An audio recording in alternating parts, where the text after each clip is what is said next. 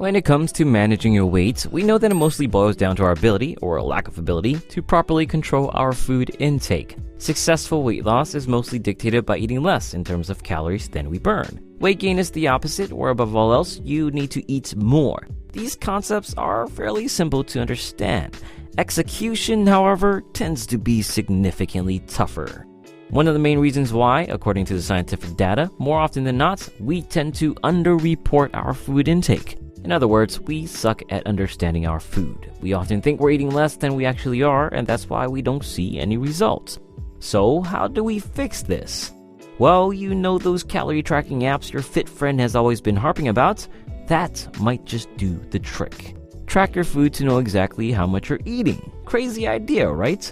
In all seriousness, monitoring your food can be quite effective, and it's actually nothing new. Even back in '93, studies implementing self-monitoring tests were able to yield great weight loss results, with pen and paper no less.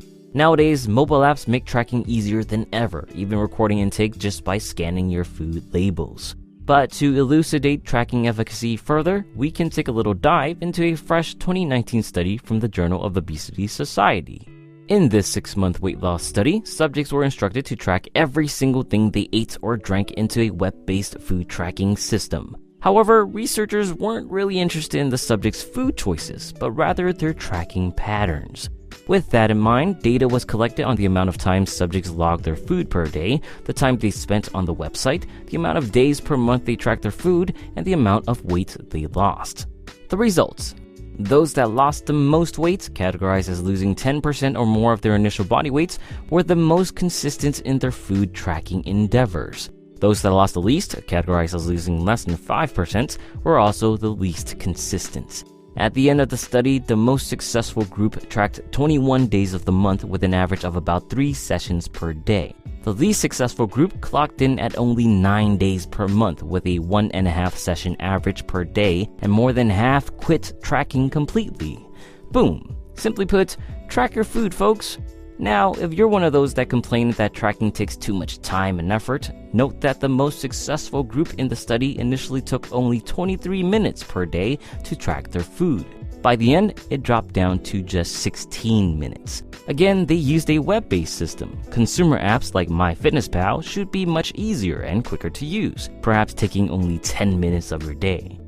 Now, a few tips on actually tracking your food.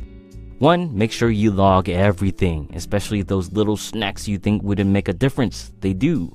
2. Track frequently.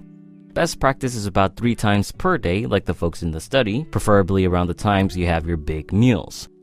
3. Once you know your average intake, adjust it as you see fit. In short, more food if you're trying to gain weight, less food, or better yet, more exercise if you're trying to lose weight. And 4. Be consistent. No explanation needed there.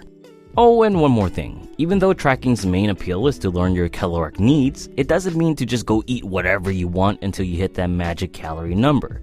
Choosing healthy whole food choices is still a good idea, and getting something like more protein, especially for weight loss, might help you achieve your results more effectively. Another topic for another day.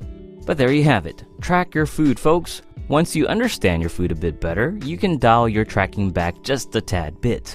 For now, let's get to it, and happy tracking. Let me know about your tracking experiences in the comments below. Has it worked for you? If not, what's something better? If you